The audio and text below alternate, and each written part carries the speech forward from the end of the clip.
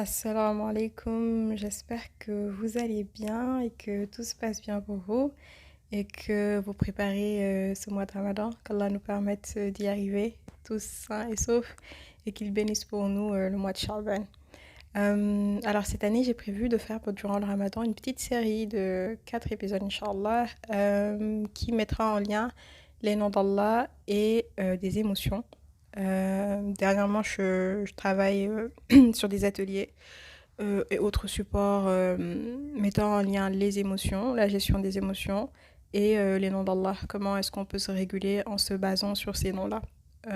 Et donc, du coup, j'avais envie de faire une petite série de podcasts en lien avec le sujet et partager juste des réflexions qui pourront peut-être aider d'avoir un paradigme différent ou en tout cas d'envisager les choses sous cet angle-là. Je me disais qu'avant de démarrer, parce que comme j'ai dit, je pense que je ferai 4 épisodes, peut-être les 4 dimanches, je parlerai de 4 émotions, la peur, la joie, la colère et la tristesse, et je les mettrai en lien avec 4 noms ou plus à voir. Et je me disais qu'avant ça, ce serait bien de faire un épisode introductif, qui est celui d'aujourd'hui, où je vais parler de 2 noms qui me semblent être importants, qui me semblent être une bonne fondation en tout cas, pour pouvoir accueillir le reste de réflexions que j'aimerais vous proposer. Excusez-moi pour ma voix, je suis un peu enrhumée. Et donc, les 2 noms dont je voulais parler, c'est le nom Ar-Rab et le nom Ar-Razaq. Pourquoi est-ce que je voulais commencer par ces noms-là? Parce que quand on y réfléchit finalement, ce qui va le plus fatiguer les gens, ça va être le stress. En tout cas, une des émotions, et d'ailleurs le stress n'est pas une émotion, mais en tout cas un des ressentis qui va le plus fatiguer les gens, ça va être le stress. Euh, Associé ou fondamental ou en dessous du stress, comme effet causant, ce sera la peur du coup.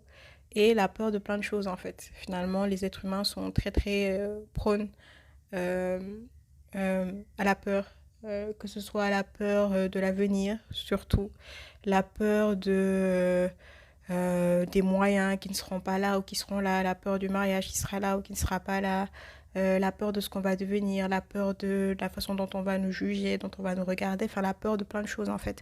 Et j'ai l'impression que c'est l'une des choses qui fatigue le plus en fait les êtres humains. Et j'ai comme l'impression que ces 2 noms-là aident énormément à apaiser ces peurs-là. En tout cas, si on arrive à envisager les choses autrement, à déplacer un peu le regard ou en tout cas à faire une certaine introspection, ça aide énormément à regarder et à évoluer cette émotion différemment. Juste pour mettre un petit contexte, mon approche, c'est une approche qui est basée sur les sciences cognitives. Et en sciences cognitives, en fait, on a une théorie qui s'appelle la théorie de l'aprésal. Et cette théorie, ce qu'elle suppose, c'est que finalement, les émotions se déclenchent suite à une évaluation. C'est-à-dire qu'on va évaluer une certaine situation X. Et en fonction de la pertinence, en fonction des habilités qu'on pense avoir ou non, euh, on va avoir un épisode émotionnel quelconque qui va en découler. J'espère que c'est clair ce que je dis. C'est-à-dire qu'on a par exemple une araignée et en fonction de est-ce qu'on juge cette araignée comme étant dangereux pour nous, est-ce qu'on juge qu'on peut comment dire s'en occuper ou pas, ça va derrière enfin, suivant une certaine séquence, ça va déclencher une émotion qui sera la peur ou pas d'ailleurs hein, de cette araignée-là. Et je trouve cette approche extrêmement intéressante parce qu'elle permet en fait de mettre en perspective plein de choses, parce que finalement, ce qui va déclencher une émotion ou non, comme je disais, c'est le stimulus qu'on a en face de nous. Et c'est l'appréciation qu'on a du stimulus. Ce qui ramène, en mon sens, les noms d'Allah et leur donne... enfin, en tout cas, dans ce sens-là, il leur donne toute... comment dire enfin, en tout cas, tout l'intérêt dans cette approche-là, en tout cas d'utiliser les noms d'Allah, c'est clair par le fait qu'on soit en mesure en fait de se réguler en fonction de notre appréciation ou non d'une situation. J'espère vraiment que je suis claire. De toute façon, comme d'habitude, enfin si je suis pas claire, dites-moi. j'essaierai de revenir sur des choses qui ne sont pas claires. Et donc, du coup, je voulais commencer par le nom Ar-Rabb parce que, premièrement, dans le Coran, c'est le nom que les prophètes utilisent le plus pour invoquer Allah subhanahu wa ta'ala. C'est vraiment Rabbi, Rabbi, Rabbi, Rabbi. C'est vraiment le nom qui revient le plus. Et aussi par le sens de ce nom-là. Ar-Rabb, il a été défini de plusieurs manières.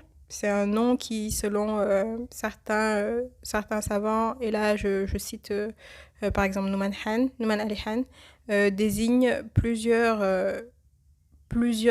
caractéristiques. Autant un caractéristique, un caractéristique, voilà. Le caractéristique de celui à qui on appartient, c'est-à-dire notre maître, qui est notre créateur et notre maître. Donc, Ar-Rabb signifie cela. Il signifie celui qui nous prend en charge totalement. Il signifie celui qui s'occupe de nous. Et l'image qui est souvent donnée, c'est l'image d'un jardinier. C'est-à-dire que Ar-Rabb, c'est celui qui, comme un jardinier s'occupe d'une plante, s'occupe de nous. C'est-à-dire qu'il sait la quantité d'eau qu'il faut à cette petite graine que nous sommes. Il sait la quantité de soleil qu'il faut nous donner. Il sait dans quel sol nous planter. Et il nous fait grandir étape par étape, étape par étape. Il nous prend de rien du tout, c'est-à-dire d'une coupe de sperme, à faire de nous un humain avec certaines vertus et qualités, etc. C'est celui aussi qui s'assure que tout reste en place, c'est-à-dire que nos muscles, notre cœur ne cesse pas de battre comme ça. Enfin, c'est lui qui s'assure en tout cas que notre fonctionnement demeure en place. Et quand je dis ça, autant dans les choses visibles que dans les choses invisibles. C'est aussi celui qui offre des cadeaux. Et je vais particulièrement mettre l'accent sur deux choses qui me semblent super intéressantes. C'est le fait que ce soit... en anglais, on dit the nurturer, the caretaker. Caretaker veut dire celui qui prend soin d'eux. Et on peut prendre l'image du jardinier, comme je disais tout à l'heure. Je trouve que c'est intéressant parce que ça permet, en fait, encore une fois, en termes de peur, en fait, d'apaiser plein de choses. Si on sait qu'on a un créateur, en tout cas, si on croit au fait qu'on a un créateur, et que notre créateur est celui qui, par sa sagesse, et il est le seul à avoir une sagesse infinie, c'est-à-dire que c'est le seul à savoir notre passé, notre présent, notre futur, et à savoir le passé, le présent et le futur de tout l'univers, à avoir une connaissance précise de tout ce qui se passe à tout moment. Et un de ces noms, c'est Al-Alim, Al-Hakim, Al-Khabir, donc le sage pour Al-Hakim, celui qui connaît les détails, ce qu'il y a de profond en toi que tu ne dis même pas, Al-Khabir, et Al-Alim, c'est lui qui a la connaissance de toutes choses. Si on part du principe qu'on a un Seigneur qui a ces attributs-là, si on te dit que ce même Seigneur est celui qui prend soin de toi et qui, tu peux apprendre l'image pour te représenter ce nom-là et le lien que tu as avec lui, de l'image d'un jardinier, et à Allah subhanahu wa ta'ala appartient les meilleurs exemples, l'image d'un jardinier. Et donc, en fait, toi, tu es une petite graine. Tu es une petite graine et tu es une petite graine dont on prend soin. C'est-à-dire que tu es une petite graine qu'on plante quelque part, et ce quelque part, ça peut être ta famille, ça peut être les circonstances, les différentes circonstances de vie dans lesquelles tu es, que tu ne maîtrises pas. Tu as été planté là. Et d'ailleurs, une des shahats, elle disait like, grow where you are planted. Like, souvent, on peut se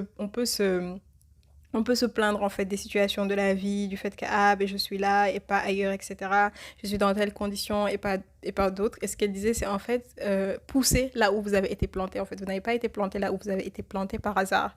Si vous êtes une graine plantée dans le désert, c'est que vous étiez une beauté du désert et que vous avez une fonction dans le désert. Parce que celui qui vous a planté dans le désert ne vous y a pas planté par hasard. Donc, grandissez là où vous avez été planté. Et donc, pour revenir à mon exemple, oui, celui qui vous a planté, qui a choisi pour vous un environnement quelconque, ça peut être votre famille, ça peut être les circonstances de vie, etc., que vous avez choisi ou non par ailleurs. C'est votre environnement. Et ces circonstances ne sont pas là par hasard. Rien de toute façon n'est là par hasard. Et puis, c'est lui qui vous donne les ressources pour grandir. Et ces ressources-là, moi, j'aimerais qu'on les voit comme tout ce qu'on a. C'est-à-dire, ça peut être l'amour qu'on reçoit des gens ou non. Ça peut être les moyens financiers qu'on a ou non. Ça peut être les études qu'on a faites ou non. Ça peut être le fait qu'on ait des habiletés motrices, qu'on ait des yeux qui voient, des pieds qui vont et qui viennent ou non. Ça peut être tout ce qu'on a en fait. C'est-à-dire que tout ce qu'on a nous a été donné avec mesure, you know. Le créateur nous a tout donné avec mesure. C'est-à-dire que c'est pas en excédent, c'est pas en défaut. C'est précis et parfait pour toi à ce moment-là. C'est précis et parfait pour toi à ce moment-là. Et de toute façon, ce qui viendra et qui doit venir sur ton chemin viendra au moment où il devra venir.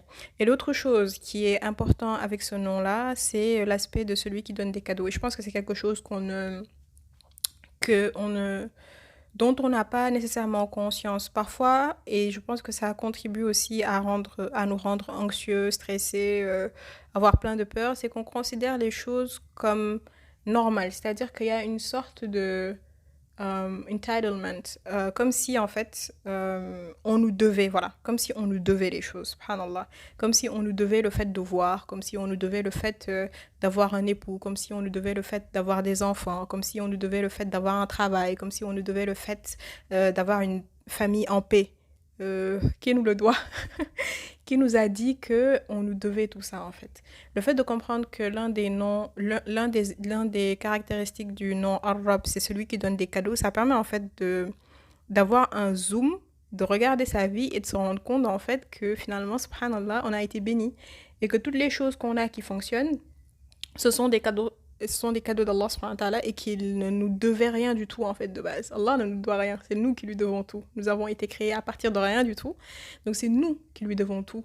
Mais lui ne nous doit rien. Quand il nous donne quelque chose, il ne nous le donne pas parce qu'on le mérite, il nous le donne parce que c'est le plus miséricordieux et il nous le donne par sa grâce en fait. Tu vois, et nous ne pouvons compter ses grâces ni le remercier assez pour ses grâces, subhanallah. Et donc ça permet d'être beaucoup plus reconnaissant. Ça permet aussi de normaliser certaines choses. C'est-à-dire, pourquoi est-ce que quelqu'un est SDF et moi je ne suis pas SDF? Qu'est-ce qui fait que cette personne est SDF et moi je ne le suis pas? C'est Allah subhanahu wa ta'ala qui a choisi et qu'Allah subhanahu wa ta'ala nous protège.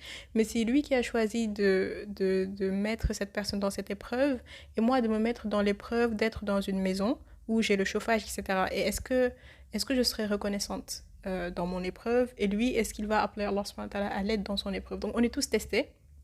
On est tous testés par sa grâce. Et donc, le fait de comprendre qu'on ne nous doit rien déjà, ça change en fait radicalement la façon dont on approche la vie. Parce que quand on voit les choses comme étant un cadeau, ou en tout cas quand on apprend, parce que de toute façon tout ce que je suis en train de dire là, ce n'est pas non plus un réflexe. Ce qui est beau avec l'être humain, c'est qu'on a une plasticité cérébrale pour revenir un peu aux sciences, c'est qu'on a une plasticité cérébrale phénoménale. Et de toute façon, même sur un plan spirituel, Allah subhanahu wa ta'ala nous a créé avec de l'argile, donc nous sommes modulables en fait. Rien n'est fixe chez nous, nous changeons constamment. Et donc, même notre perception, nous pouvons la travailler. Il suffit, une fois qu'on a adhéré en tout cas à une pensée, il suffit de la rappeler. Et c'est pour ça que le dhikr est important. Et là, je fais une grosse tangente et j'espère que je vais pouvoir revenir à mon point. Mais le dhikr, ce n'est pas seulement s'asseoir et répéter un mot. Le dhikr, c'est de se rappeler un concept auquel on croit à un moment où on est en train de s'échapper, où ce concept est en train de s'échapper. Prenons par exemple une situation alpha où j'avais un travail et puis du jour au lendemain, je perds ce travail-là. Et je suis en colère parce que je me dis, ah, mais pourquoi est-ce que j'ai perdu ce travail, machin chouette, etc. C'est pas juste, subhanallah. Le zikr à ce moment-là, ça pourrait être de me rappeler, khair. C'était pas ma subsistance en fait. Allah subhanahu wa ta'ala m'avait donné ce cadeau-là de me permettre d'avoir un moyen de gagner ma vie. Il me l'a retiré pour une bonne raison et il le sait. Et je lui fais confiance que de toute façon, ma subsistance viendra, que ce soit par ce travail ou par un autre moyen, parce que c'est lui qui subvient à mes besoins. Et je me rappelle en fait que ce travail-là, c'était juste un moyen, Et deux, c'était un cadeau d'Allah subhanahu wa ta'ala. Donc s'il le reprend, alhamdulillah, il me donnera quelque chose d'autre. La in shakartum la azidannakum. Si vous êtes reconnaissant, j'augmenterai mes biens sur vous. Donc voilà, en fait, le zikr, c'est ça, c'est de recalibrer son esprit quand il part quelque part. C'est-à-dire qu'on est des humains et à tout moment, on peut penser, on a des pensées, non seulement on a des waswas, mais on a des pensées qui vont aller dans tous les sens à cause de notre nafs. Le travail, en fait, c'est qu'une fois qu'on a reconnu quelque chose comme étant vrai, qu'on y adhère, c'est de se le rappeler constamment. Et plus on se le rappelle, plus ça s'ancre dans notre cerveau. C'est ça qui est magnifique. Plus on se rappelle une réalité, plus elle s'ancre dans notre cerveau, plus elle devient automatique en fait. Et finalement, ça devient un chemin de vie. Au début, c'est difficile, mais plus on se le rappelle, plus ça devient un chemin de vie et ça devient automatique. Donc pour en revenir donc à pourquoi je pense que ce nom est fondamental, c'est pour toutes ces raisons. C'est-à-dire comprendre qu'Allah subhanahu wa ta'ala c'est notre Rabb, c'est comprendre que tout ce qu'il nous donne est précis, parfait, que ça arrive à son moment, qu'on en soit conscient ou non, que ça nous fasse plaisir ou non. C'est là et c'est parfait en fait. Et c'est parfait par sa sagesse et par sa miséricorde. Et aussi se rendre compte, avoir l'humilité en fait d'accepter qu'on ne nous doit rien du tout et que tout ce qu'on nous a donné est un cadeau. Et ancrer cette réalité dans son cœur afin d'être reconnaissant pour ce qu'on a et de se réjouir aussi pour ce qu'on n'a pas. Parce que, comme disait Cheikh Mikaïl, Allah subhanahu wa ta'ala, même quand il ne donne pas, il donne. C'est-à-dire que, comme on dit en Wolof, mayem mayela teyem mayela. Parce que quand il te prive de quelque chose, c'est parce qu'il y a une sagesse derrière. Soit parce que s'il te donne la chose là, ça va peut-être te blesser, ça va te rendre ungrateful. Like, il y a tellement de raisons qui peuvent faire qu'Allah subhanahu wa ta'ala décide de ne pas te donner quelque chose à un moment donné. Mais c'est lui qui sait et il faut lui faire confiance. Parce que de la même manière qu'un bébé fait confiance de façon absolument folle à son père et à sa mère qui ont des capacités limitées, et qui parfois ne savent même pas ce qu'ils sont en train de faire pour l'éduquer, pour le nourrir et pour l'élever, nous, on a un devoir de confiance qui est beaucoup plus élevé envers Allah subhanahu wa ta'ala qui, contrairement à nos parents, ça, c'est exactement ce qu'il est en train de faire et son amour pour nous déborde de loin l'amour que peut nous porter nos parents. Et je me le dis à moi-même, tout ça, hein, c'est d'abord un rappel à mon âme, à moi-même, avant que ce ne soit même une réflexion que je partage. Donc ça, c'est le premier nom. Le second nom, c'est Ar-Razaq. Et j'ai un peu parlé de ce nom dans la première partie. Ar-Razaq, c'est celui qui subvient à nos besoins, c'est celui qui pourvoit à nos besoins. Et j'avais fait d'ailleurs un épisode sur le rizq. Vous pouvez l'écouter si vous voulez. Ar-Razaq, c'est tout en fait. Le rizq, c'est tout.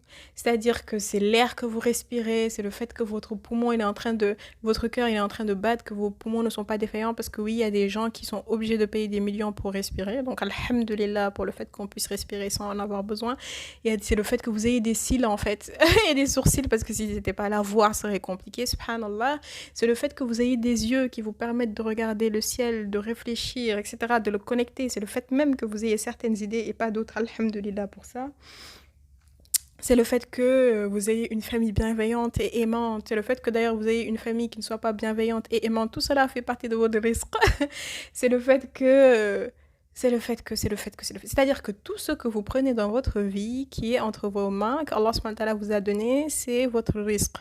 Et votre risque, il a été écrit quand vous étiez dans le ventre de votre mère. Bon, déjà avant, mais une fois aussi que vous êtes dans le ventre de votre mère, tout est écrit en fait. Vous aurez tout, mais tout, jusqu'à la dernière goutte avant de partir, avant de quitter ce monde-là. Et c'est pour ça qu'en fait, ils disent... je vais en venir. Mais, et d'ailleurs, il y a un verset du Coran qui, pour moi, subhanallah, est juste incroyable. En tout cas, éclaire toute ma compréhension de ce qu'est le risque.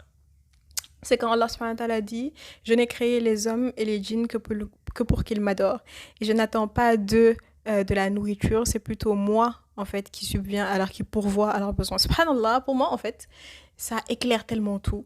Il y a une série de Cheikh Michael Smith qui s'appelle The Hurdles. Et subhanallah, si genre vous voulez faire la paix avec le risque, il faut aller écouter cette série, elle est juste incroyable. C'est sur un livre d'Imam Al-Ghazali qui en fait parle des différentes choses qui nous empêchent en fait d'adorer Allah subhanahu wa ta'ala de façon convenable. Et subhanallah, principalement en fait le sujet c'est vraiment la quête de bien. C'est vraiment ça qui nous fatigue et rien d'autre en fait. La quête de bien et l'inquiétude en fait qu'on a pour notre subsistance. C'est vraiment ça qui nous empêche d'adorer Allah subhanahu wa ta'ala. Et je trouve ça incroyable que à côté du verset où Allah subhanahu wa ta'ala dit que je n'ai créé les hommes et les djinns que pour qu'ils m'adorent, que juste après, il parle en fait du rizq. Comme pour nous dire que finalement, ce qui va nous empêcher en fait de faire ce pourquoi nous avons été créés, c'est-à-dire de l'adorer, ce sera parce que nous serons en train de nous inquiéter et de courir en fait derrière notre risque. Et il nous rassure en nous disant que c'est lui qui pourvoit en fait à tous nos biens. Et il y a un hadith qui est apparemment faible mais qui est bon dans le sens qui dit que notre risque nous poursuit comme la mort nous poursuit. Parce que de toute façon, comme je disais euh, avant de mourir, on aura tout ce qu'Allah subhanahu wa ta'ala a écrit pour nous. Et donc, les savants, ils disent, il y a deux chemins d'avoir son risque. Soit de prendre un chemin qui plaît à Allah subhanahu wa ta'ala, soit un chemin qui ne plaît pas à Allah. Tu prends un chemin qui plaît à Allah subhanahu wa ta'ala, tu auras non seulement ton risque avec la baraka qu'il y a dedans, donc si quelque chose... la baraka, c'est vraiment ce qui rend ce que tu as, ça le multiplie en fait en bien. Ça le multiplie en bien. Et soit tu n'as pas la baraka d'Allah et même il y a des chances que ton risque soit diminué d'après certains savants. Et donc quand on comprend tout ça, moi je pense que c'est deux éléments qui sont importants pour s'apaiser. Parce que quand on sait que, un, on a quelqu'un qui prend soin de nous en tout temps, comme il a pris soin de nous quand nous étions dans le ventre de notre mère, quand nous ne savions pas comment nous nourrir, comment payer un loyer, comment... Enfin, je veux dire, je ne pense pas qu'un bébé s'occupe de loyer, de nourriture, de comment est-ce qu'il va faire pour gérer la propreté de son corps, whatever. Like, on s'occupe de lui from A to Z. De la même façon, quand on est sur cette terre, on a juste une illusion de pouvoir et de prise de soin sur nous. Et franchement, si vous voulez méditer sur ça, regardez juste un bébé jusqu'à, je sais pas moi, jusqu'à ses 4 5 ans, on prend soin de tout, ou même d'ailleurs un peu plus. Et regardez une personne âgée à qui on met la couche, à qui on aide à manger, etc., qui n'a même plus qui n'a même plus de dents. Franchement, ce serait bête de penser qu'entre les deux, on prend soin de nous. Entre les deux, il y a l'illusion de moyen qui est là. Et un musulman ne confond pas les moyens avec ce qui fait les choses. C'est Allah qui fait. Mais Allah subhanahu wa ta'ala fait passer les choses à travers les moyens. Donc, savoir ça, ça aide à s'apaiser. Ça aide à ne pas stresser pour tout et rien. Ça aide à ne pas stresser pour le fait de ne pas stresser pour sa subsistance, en fait, pour faire court. Et savoir qu'Allah subhanahu wa ta'ala c'est Ar-Razaq et qu'il a déjà écrit notre risque et que notre risque nous parviendra et que tout ce qu'il nous demande c'est de lui faire confiance et de l'adorer, ça aide aussi à s'apaiser parce que ça donne comment dire, like the action plan is clear, c'est-à-dire ce que toi tu dois faire, ce qui est entre tes mains, c'est clair, c'est que tu dois l'adorer. Et l'adorer c'est deux choses.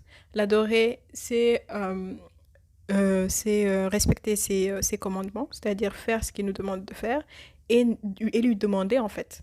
Donc, quand il y a quelque chose, une situation, quand on est dans des moments difficiles ou whatever, ce qu'on doit faire, c'est de se tourner vers lui. C'est lui faire confiance, c'est l'invoquer, c'est lui demander. Parce que quand on lui invoque et qu'on lui demande, il nous répond. Et Allah subhanahu wa ta'ala aime entendre nos voix, aime qu'on l'invoque et qu'on lui demande. Donc voilà, de façon générale, j'espère que c'est pas... j'ai toujours du mal à savoir en fait si ce que je dis est clair.